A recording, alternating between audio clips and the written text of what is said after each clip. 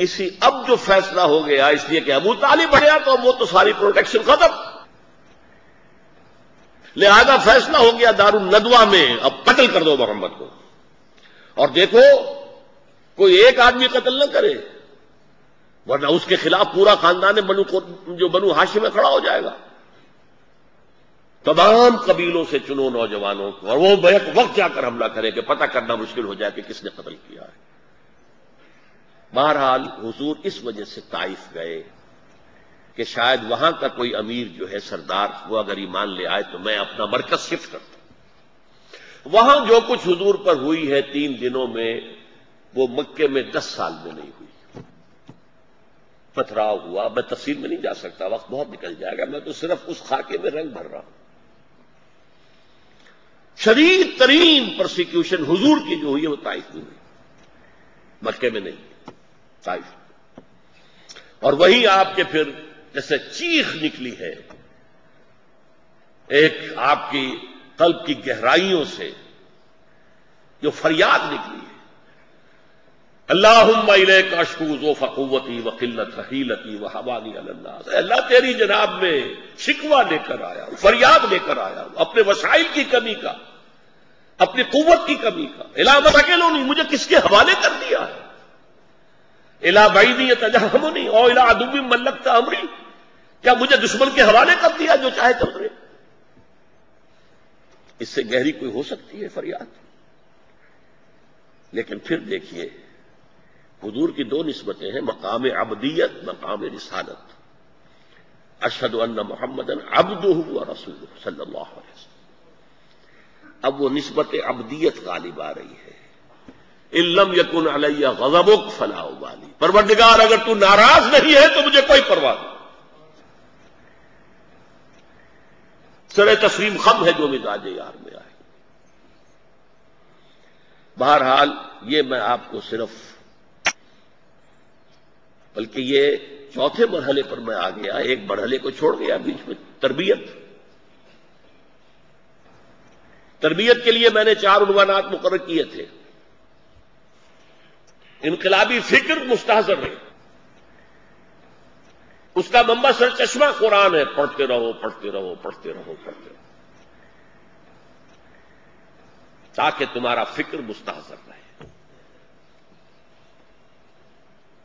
جس کے لیے اجتماعی بھی کرو، مذاکرہ بھی کرو، مل کر بیٹھو، قرآن پڑھو، سیکھو سکھاؤ، مذاکرہ بھی کرتے تھے، اسی سے تمہارا فکر جو ہے وہ تازہ رہے گا۔ سب و طاعت، جس کا سب سے بڑا امتحان یہی تھا کہ چاہے تمہارے ٹکڑے کر دیے جائے تم نے ہاتھ نہیں اٹھانا۔ دیکھیے ایک شخص کو جب یہ معلوم ہو کہ یہ مجھے مار دیں گے تو وہ ڈیسپریٹ ہو کر 2-4 کو مار کر مرے گا نا۔ بلی کو آپ کارنر کر لیں، بلی کو اگر یہ نظر آئے کہ میرے لیے کوئی راستہ نہیں ہے نکلنے کا تو آپ پر جھپٹے گی، کہاں اس کی جان 2 پاؤنڈ کی جان ہوگی، اور وہ آنکھ پر آتی ہے سیدھی۔ حضرت خباب بن الرد سے جب کہا گیا لیٹ جاؤ، دہکتے ہوئے انگارے ان کی نگاہوں کے سامنے بچھائے گئے، اتارو کرتا، اتار دیا، لیٹ جاؤ، لیٹ گئے، پیٹھ کی کھال جلی، چربی پگھلی، اس سے وہ انگارے ٹھنڈے ہوئے۔ جس سے یہ نظر آ رہا ہے کہ مجھے تو یہ بھوننے والے، کباب بنانے والے زندہ کے، وہ 2-4 کو مارتا کہ نہیں مارتا، کوئی ہاتھ پاؤں ادھر ادھر مار کے کوئی کوشش کرتا کہ نہیں، لیکن نہیں، اجازت نہیں۔ سب و طاعت کا اس سے بڑا مظہر میرے نزدیک کوئی ممکن نہیں۔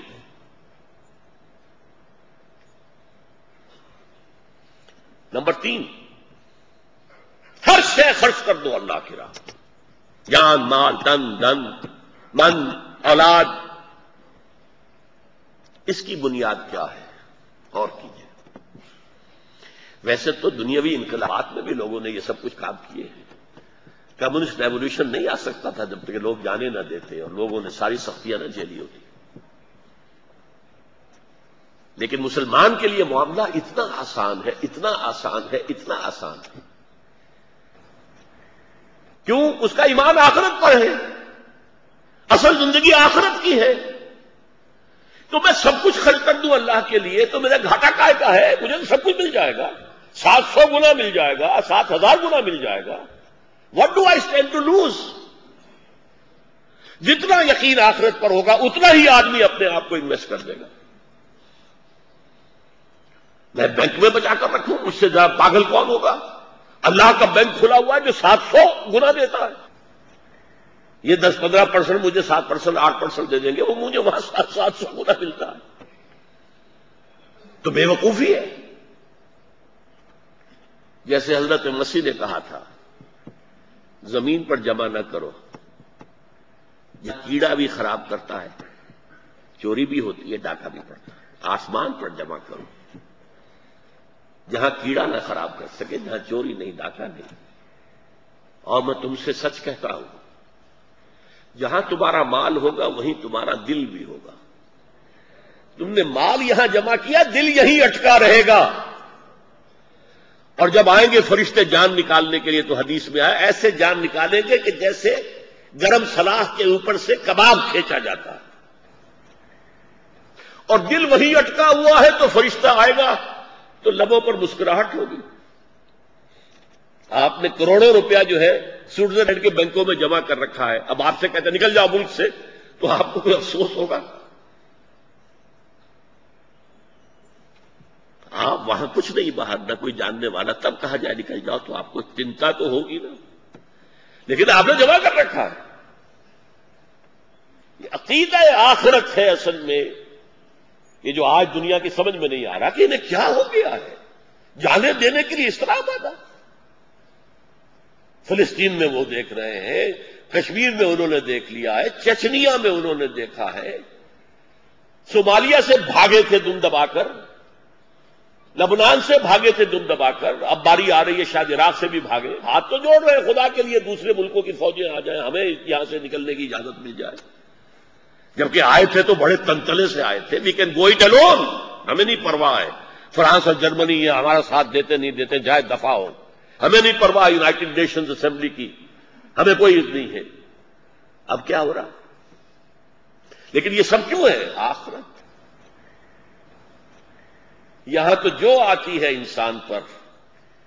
مجھے 3-4 اشعار یاد آ گئے ہیں. ایک زمانے میں جب مولانا مودودی کو سزائے موت ہوئی تھی، میں اس جمعیت میں تھا، ناظم اعلیٰ تھا، تو میں نے وہ نظم عزم کے ٹائٹل پر چھاپ کر پھر جیل میں انہیں بھیجی تھی. وہ وقت آیا کہ ہم کو قدرت ہماری سعی و عمل کا پھل دے، بتا رہی ہے یہ ظلمت شب کہ صبح نزدیک آ رہی ہے. رات کی تاریکی ہی تو صبح کا پیغام ہے. بتا رہی ہے یہ ظلمت شب کہ صبح نزدیک آ رہی ہے. ابھی ہیں کچھ امتحان باقی، فلاکتوں کے نشان باقی، قدم نہ پیچھے ہٹے کہ قسمت ابھی ہمیں آزما رہی ہے. سیاہیوں سے حزین نہ ہونا، غموں سے اندوہگی نہ ہونا، انہی کے پردے میں زندگی کی نئی سحر جگمگا رہی ہے. اور رئیس اہل نظر سے کہہ دو، یہ رئیس اصل میں شاعر تھے رئیس امروہوی، تو رئیس اہل نظر سے کہہ دو، یوں ہے نے زیر لگا دی تھی رئیس اہل نظر. مولانا مودودی کو ہم امیر مانتے تھے، تو رئیس اہل نظر سے کہہ دو کہ آزمائش سے جی نہ ہارے. جسے سمجھتے ہو آزمائش وہی تو بگڑی بنا رہی ہے.